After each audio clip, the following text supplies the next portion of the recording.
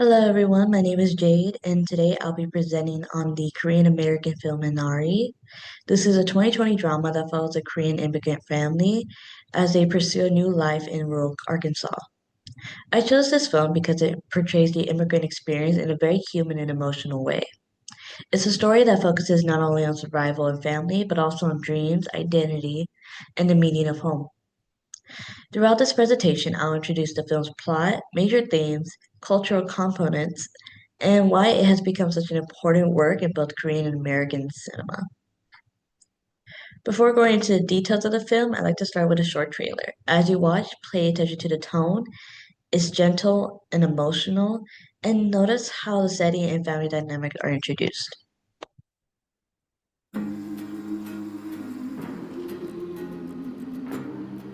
David, look! They're wheels! Wheels? 여기 대체 어디야?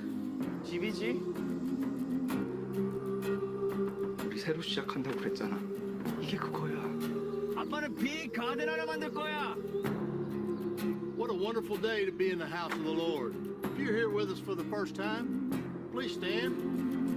What a beautiful family. Glad you're here. How's your daddy like that new farm? He growing things good, doing things right? Yes. 미국 애들은 할머니랑 같이 방 쓰는 거 싫어한다던데. But I don't like Grandma. 걔는 안 그래요. 한국애니까. Grandma smells like Korea. 야, 뭐라고? 그랜마 스멜?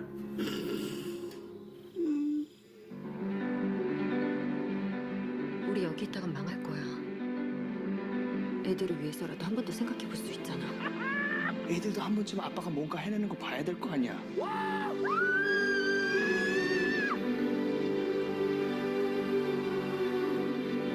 깨라 이놈아. 할머니는 진짜 할머니 같지 않아요. 할머니 같은 게 뭔데? 쿠키도 만들고 나쁜 안 입고 남자 팬티도 안 입고.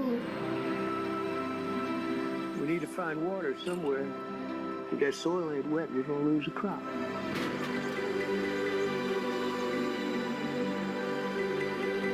결혼하면서 했던 말 기억나?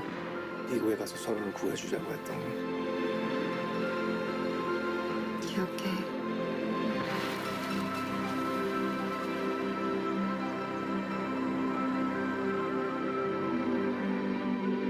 어이 프리티 보이, 프리티 보이.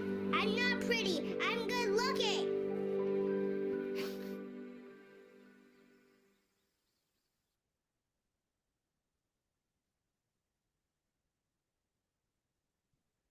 Minari follows the Yi family, Jacob, Monica, their daughter Anne, and their son David, who moved from California to Arkansas in the 1980s.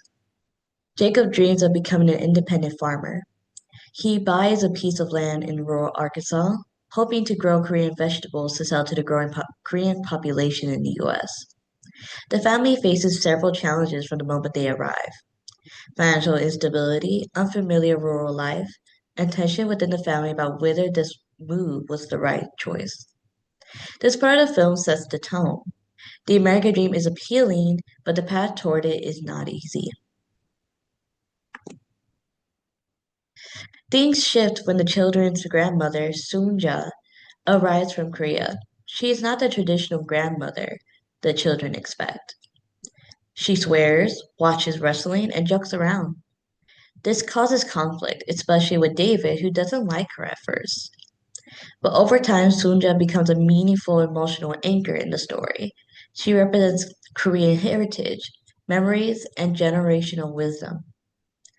The plot intensifies when the family faces multiple hardships at once: the financial setbacks, health concerns for David, and a devastating fire that destroys their stored crops. In the end, even though the family goes through loss, the film suggests that growth can still happen after destruction.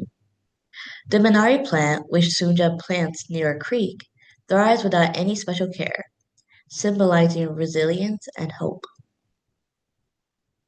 Here are some key facts about Minari. It was directed and written by Lee Isaac Chung, based loosely on his own childhood.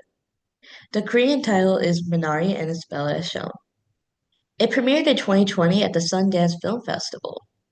The drama is drama with strong themes of family and cultural identity, especially around immigrants. It had a small budget of around $2 million, but became a major critical success. It received worldwide reception, winning the Grand Jury Prize and an Audience Award at Sundance, and later earning 6 Academy Award nominations.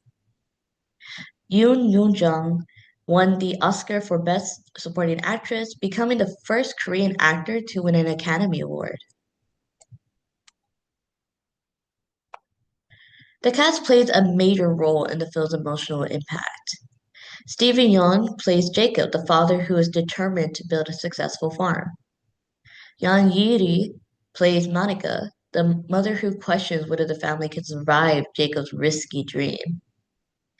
Alan Kim, who received major praise, plays David, their young son who struggles with heart issues. Noelle Cho plays Anne, the responsible and caring older sister. Yeon Yo Jung plays Sonja, the grandmother whose presence brings conflict, humor, and wisdom. And finally, Will Patton, who plays Paul, a deeply religious neighbor who helps Jacob with the farm. Their performances are subtle and natural, creating a realistic portrayal of family life. One important cultural aspect of this film is food. The Minari plant itself is a Korean vegetable, often used in soups or side dishes. It grows in difficult places, which is why it becomes a symbol of survival and adaptability in the film. Food also reflects identity. When Sunja cooks for the children, she brings flavors and dishes from Korea. For Korean immigrants, food isn't just nourishment, it's memory, comfort, and a connection to home. Jacob's goal to grow Korean vegetables highlights how important Korean food is to immigrant communities. It represents both a business opportunity and a cultural necessity. Language is also another aspect of the film. The family switches between Korean and English depending on the situation. Korean is used during emotional or private conversations, especially between family members. English is used in places like the workplace, the hospital, and interactions with neighbors. This code switching reflects the experience of many immigrant families. It shows how language becomes a boundary between generations, but also a bridge. The children speak more English, while the grandmother speaks more Korean, emphasizing the gap but also the strength of family bonds despite their differences.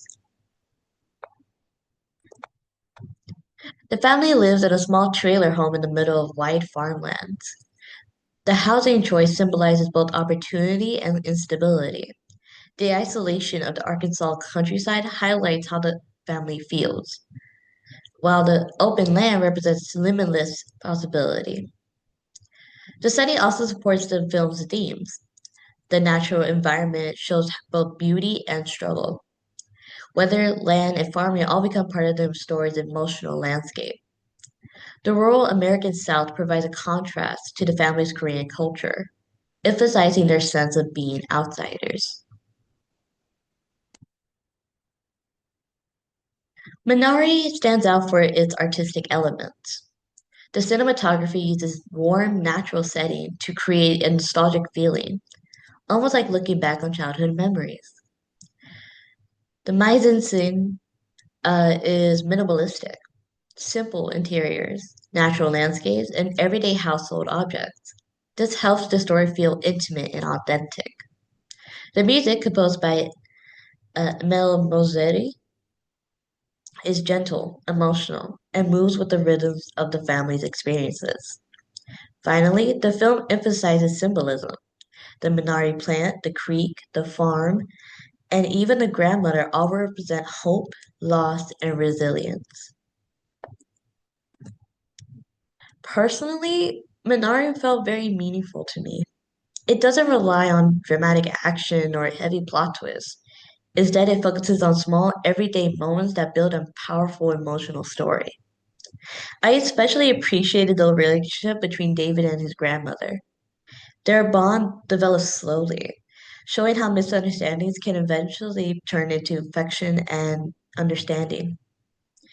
The film also offers a realistic look at the experience. The tension between pursuing dreams and facing constant challenges is very much prevalent in this film. It reminded me that resilience often comes from family and small acts of love, and that identity is shaped by both where we are from and where we hope to go. To wrap up the presentation, here are two questions for discussion. How does the Minari plant function as a metaphor in the film? And what does it tell us about Yi family's journey? In what ways does Minari challenge or complicate the American dream narrative, especially for immigrant families? And these are the main sources I used for information regarding this film. Thank you so much for being here for the presentation, and I hope you have a wonderful day.